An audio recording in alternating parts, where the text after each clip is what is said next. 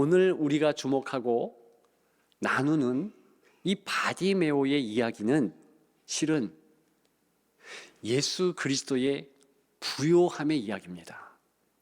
예수 그리스도의 부요함에 전염된 이들의 이야기입니다. 우리가 코로나 힘든 시기를 보내었는데 그때 전염병의 무서움, 바이러스의 그 심각한 모습을 직접 경험했습니다. 그런데요, 오늘 본문 보면 너무나 긍정적이죠. 바이러스보다 더 강력하고 더 확실한 전염성이 있는 예수 그리스도의 부요함, 그 부요함이 군중들에게 전염이 되고요, 그리고 한 맹인에게 전염이 된다는 것입니다. 그래서 기쁨이 가득하고 여기 있었던 이들이 부요함에 여생을 살았더라. 실은 오늘 본문의 끝은 그렇게 종결짓고 있는 것입니다. 저는 이 시간을 통하여서 여러분들과 더불어서 예수님의 부요함의 구체적인 몇 가지 모습을 살펴보고 싶습니다. 그리고 그 모습을 통하여서 우리에게 주시는 영적 교훈, 교회에게 주시는 그 영적 교훈을 나누고 싶습니다. 그래서 참으로 어둡고 힘들고 기쁨이 없는 이 시대에 부요함으로, 하나님의 기쁨으로 살아가는 여러분들 되시기를 주님의 이름으로 축복합니다. 이 바디메오는요, 그런 부분에서 놀라운 하늘의 반항감을 보여준다는 것입니다. 이미 벌써 예수님을 알고 있는 터지요. 근데 우리가 이 바디메오라는 이름을 유심히 생각하고 주목해야 하는 겁니다. 왜냐하면 예수님께 고침을 받은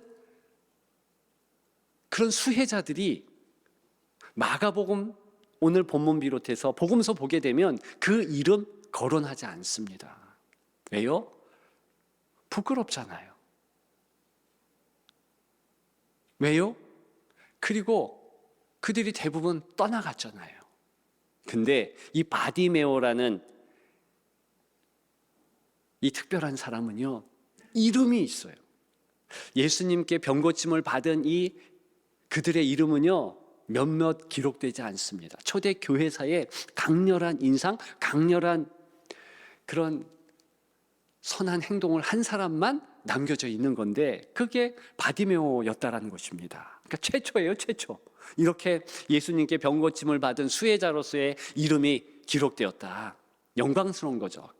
그러면서 그 이름 때문에 우리에게 주는 영적 시사점이 또 있다는 거예요. 이 바디메오, 아들이다, 그런 의미입니다.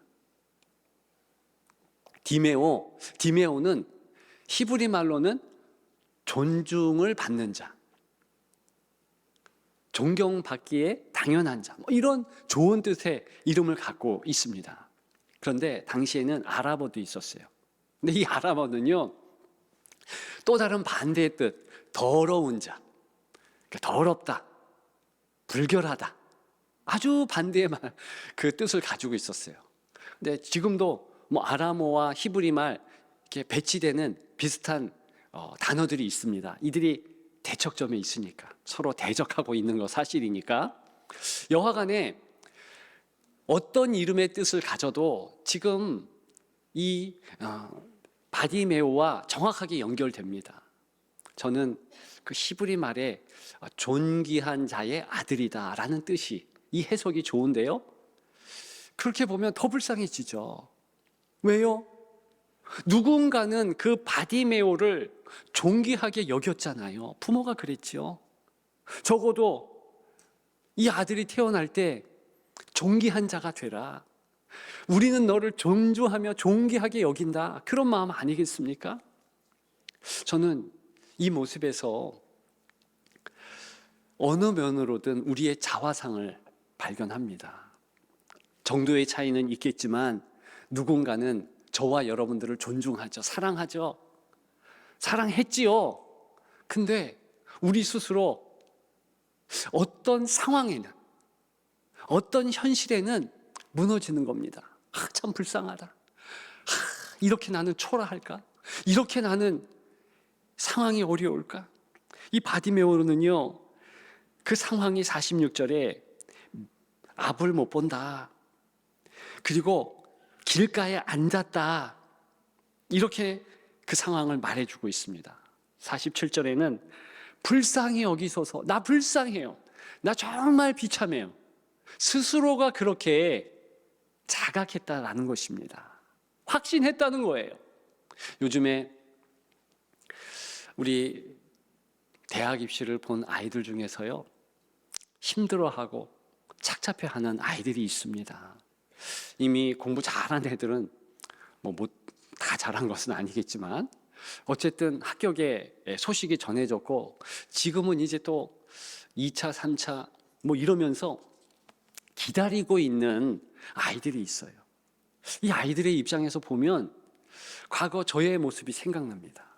대학에 떨어지고 나니까 진짜 절망. 재수계자 했는데 또 떨어지니까 죽고 싶더라고요. 그때는요, 너무 불쌍해. 너무 비참해. 또 나를 사랑하는 이들에게 면목이 없는 거예요. 저와 또 지금 그런 마음을 갖는 아이들만 그렇습니까? 어른들도 그래요. 스스로가 나 비참해. 아우 나 불쌍해. 나 왜 이렇게 힘들지?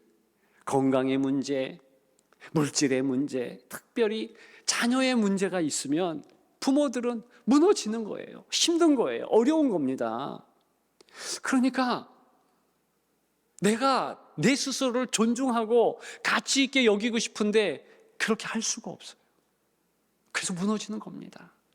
바디메오의 상황이 우리의 상황, 그리고 1세기 계속되는 역사 가운데 성도의 상황일 수 있다. 그것을 우리에게 말해주고 있는 그런 본문인 것입니다. 근데 그 바디메오, 세상적으로 부요한 그런 대도시, 휴양도시 여리고 배경으로 예수님이 그 가운데서 가장 스스로 불쌍하게 보고 실제로 불쌍하게 취급당하고 불쌍한 그 바디메오에게 찾아왔다는 것입니다. 여러분, 예수님이 일부러 찾아왔을까요? 오늘 본문에 보게 되면 그냥 지나가다가 예루살렘 가다가 여리고 슬쩍 거쳤다, 이런 식으로 읽힐 수도 있습니다. 그러나 절대로 그렇지 않습니다. 예루살렘에 올라가려면 저 밑에 있는 여리고를 지날 이유가 없습니다.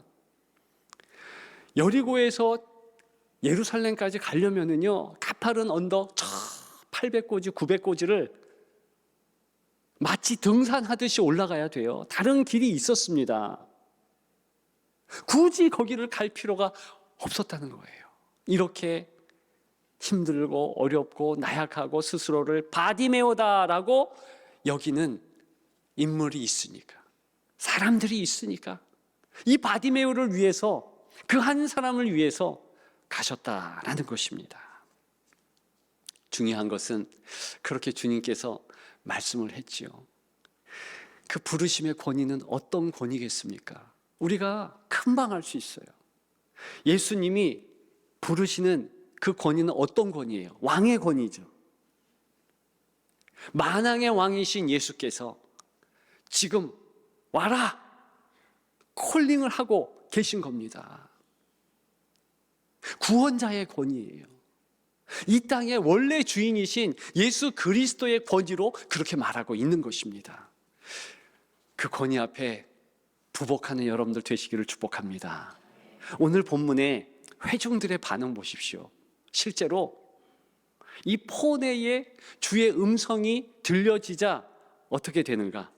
완전 마음과 행동이 달라집니다. 처음에는 이 바디메오에게 꾸짖어 잠잠하라, 이구동성으로 샤타마우스, 그렇게 했던 이들이 뭐라고 합니까? 49절에 보니까 예수께서 머물러 서서 그를 부르라 하시니, 머물러 서서, 이 서다라는 것은요, 강조, 기둥처럼 서서 진짜 목자, 진짜 사랑하는 양들이 흩어져 있는데 그 하나하나의 이름을 부르는 그 섬세하지만 큰 목소리로 외치는 것을 말하는 겁니다. 데려와라.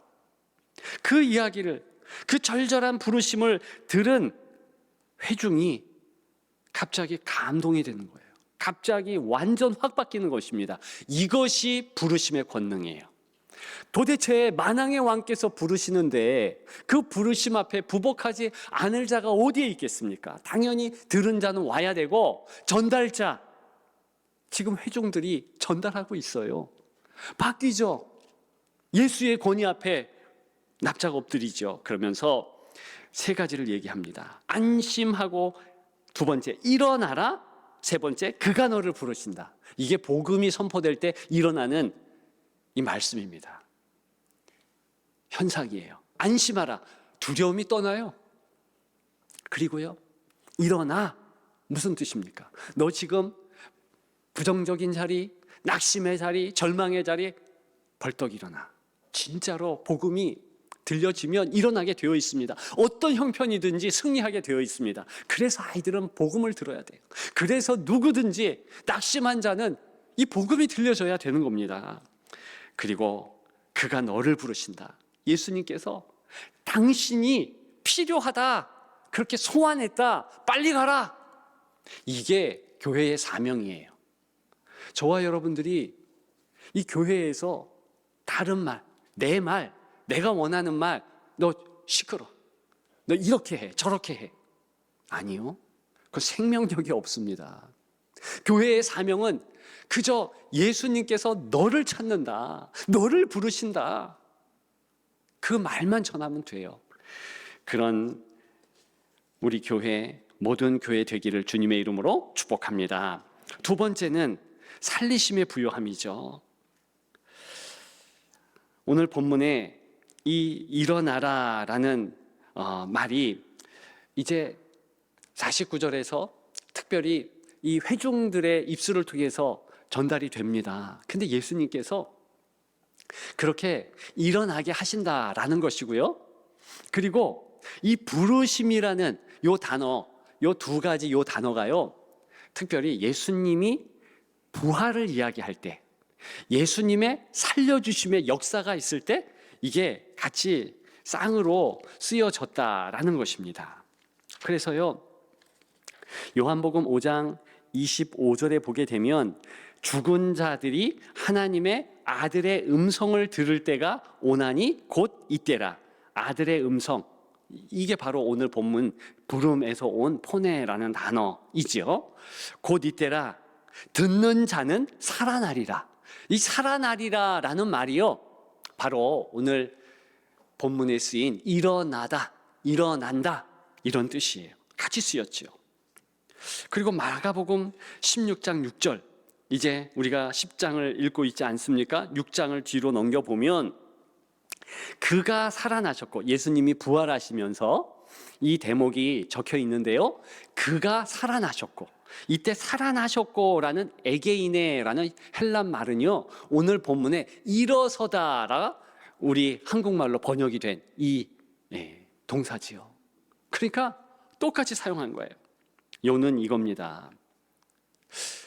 오늘 본문에 이 말씀은요, 이런 43번 밖에 쓰이지 않은 이 부르시다라는 말과 부르신다라는 말과 이 일어남이라는 말이 함께 쓰인 그 대목들을 다 성경에 찾아보면 부활의 상황이므로 오늘 본문에는 반드시 부활과 함께 한다라는 해석이 있어야 된다는 겁니다. 실제로 예수님이 왜 이 바디메오를 만나 주셨겠습니까? 영적으로 살리기 위해서예요.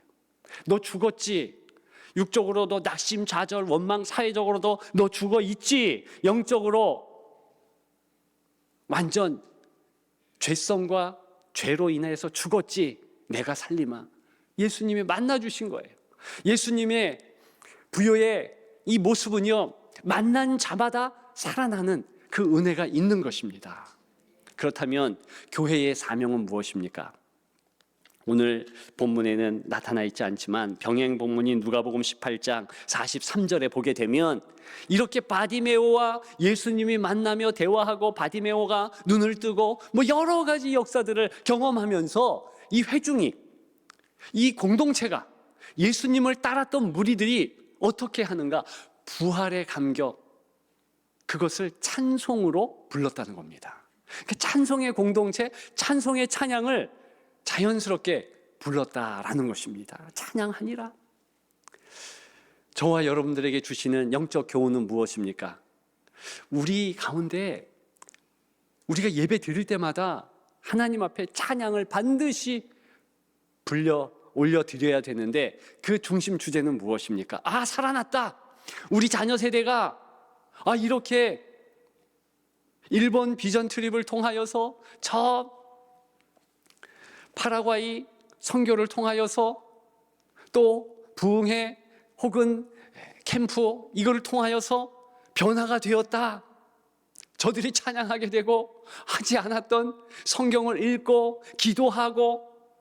여러분, 이게 별거 아닙니까? 아니요, 큰 거예요. 큰 역사예요. 오늘 바디메오도요, 주님께서 이렇게 불러주시고 주님께서 살려주심에 역사를 일으키시니까 겉옷을 훌떡 벗고 쫓아갔다 그래요. 근데 이 겉옷이요, 이게 이 거지의 겉옷 아닙니까? 이 맹인의 겉옷 아닙니까? 별거 아닌 것 같아 보이죠. 넉마니까. 근데 그가 가진 것의 전부라는 것입니다. 부활의 감격은요, 이 과거의 자신의 습속을 싹 바꾸게 합니다. 그래서 이제는요, 성경을 읽고 기도를 하고 찬양을 하게 만드는 겁니다. 작은 것입니까? 아니요, 큰 변화예요. 그래서 우리 주변에 있는 예수를 믿어서 변화된 이들의 모습 작다고 무시하지 마십시오. 뭐 그냥 성경 조금 읽는 거? 새벽 기도 그냥 깨워서 기도하는 거?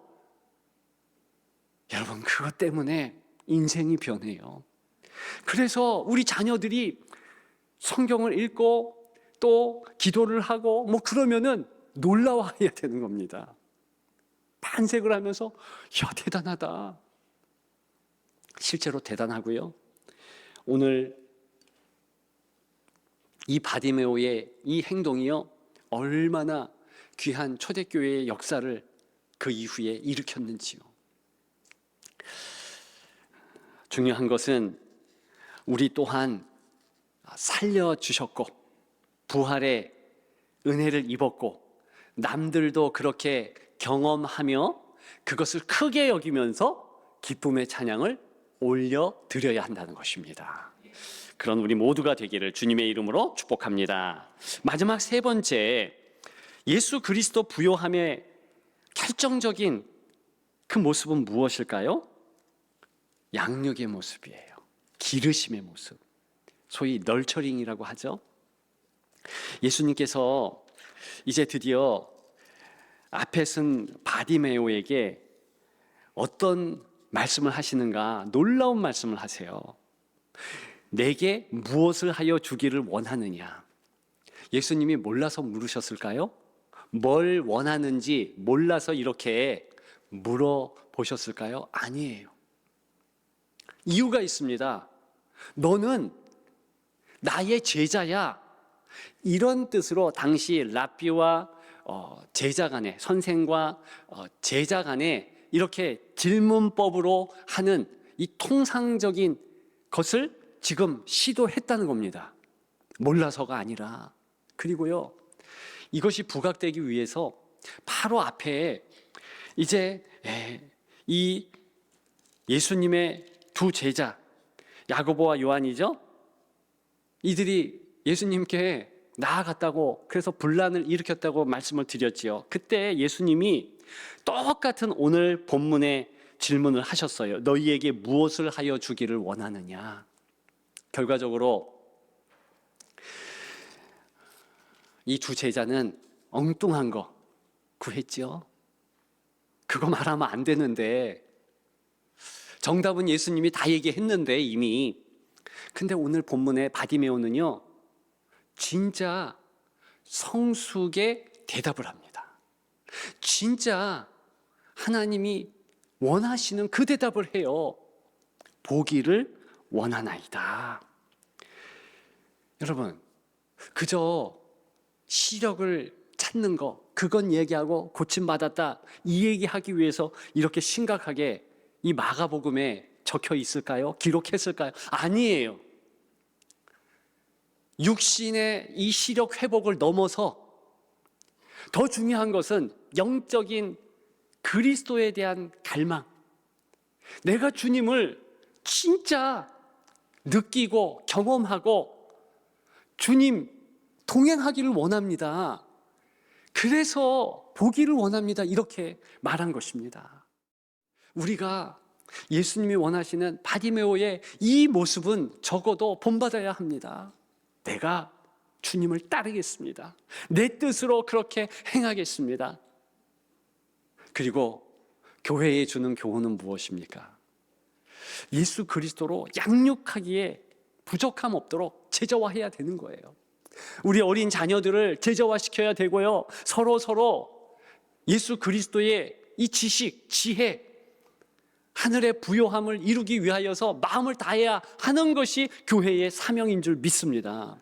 우리 교회가 3월부터는요, 이렇게 순 중심으로 이 오후 예배 때 그렇게 조금 더 양육하자, 조금 더 그리스도의 이 복음의 이 내용을 마음에 새기자, 그러면서 특별한 그런 시간들을 가질 겁니다. 기대하시라 개봉 박두. 이제 말씀을 마치려고 합니다. 저와 여러분들이 다른 것에서 부요함을 찾을 수 없습니다. 그리스도 자체가 부요한 그분이시므로 예수 그리스도의 부요함이 우리에게 넘칠 때 우리는 승리하는 줄 믿습니다. 부르심의 부요함, 그것이 여러분 것이 되시기를 소망합니다. 살리심의 부요함, 기르심의 부요함이 여러분들의 것이 되기를 소망합니다. 그리고 그 그리스도의 부요함에 너무 감사, 감격, 기쁨에 겨워 오직 찬양하고 오직 양육함에 힘쓰는 교회 되기를 소망합니다.